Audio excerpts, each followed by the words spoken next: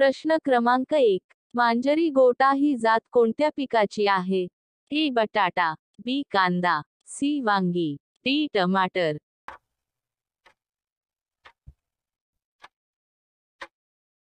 या प्रश्नाचे बरोबर उत्तर आहे सी. वांगी. प्रश्न क्रमांक 2. महाराष्ट्रातील ग्रामपंचायतीच्या ग्रामसूचीमध्ये किती विषय समाविष्ट आहेत? ए. 65, बी. 78, सी. 82, डी. 107.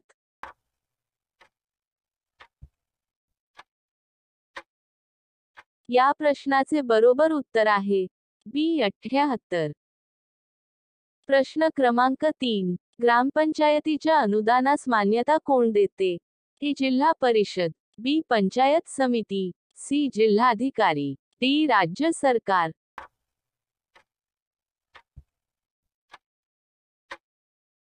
या प्रश्नाचे बरोबर उत्तर आहे बी. पंचायत समिती.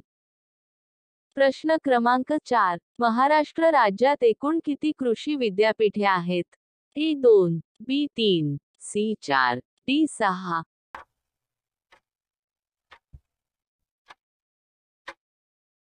या प्रश्नाचे बरोबर उत्तर आहे सी. 4. प्रश्न क्रमांक 5. निर्मला ग्राम पुरस्कार कोणत्या बाबीसाठी दिला जातो? ए. शिक्षण, बी. रोजगार स्वयंपूर्णता, सी. कुपोषण निर्मूलन, डी. ग्राम स्वच्छता.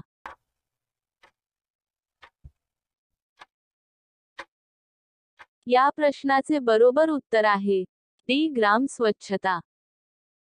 प्रश्न क्रमांक 6. मुंबई ग्रामपंचायत अधिनियम 1958 अन्वये असलेल्या विलेज फंडाची संपूर्ण जबाबदारी कोणाची आहे?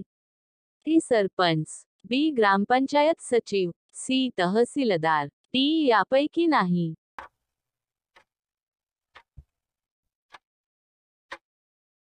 या प्रश्नाचे बरोबर उत्तर आहे बी. ग्रामपंचायत सचिव.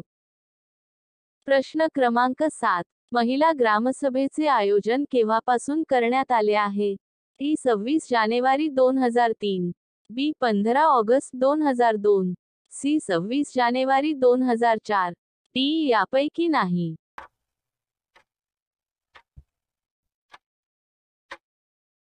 या प्रश्नाचे बरोबर उत्तर आहे ए. 26 जानेवारी 2003.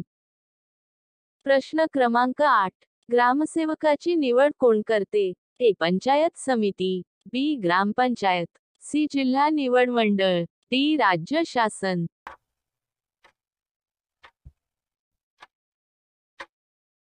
या प्रश्नाचे बरोबर उत्तर आहे सी. जिल्हा निवड मंडळ. प्रश्न क्रमांक 9. भारतात ग्रामसभा कोणत्या काळापासून अस्तित्वात आली आहे?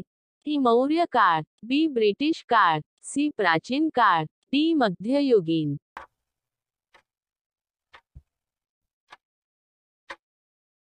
या प्रश्नाचे बरोबर उत्तर आहे सी. प्राचीन काळ. प्रश्न क्रमांक 10. सर्व राज्यात ग्रामसभा स्थापन कराव्यात अशी शिफारस कोणत्या समितीने केली? ए. तखतलम जैन समिती, बी. बलवंतराय मेहता समिती, सी. व्ही. के. राव समिती, डी. यापैकी नाही.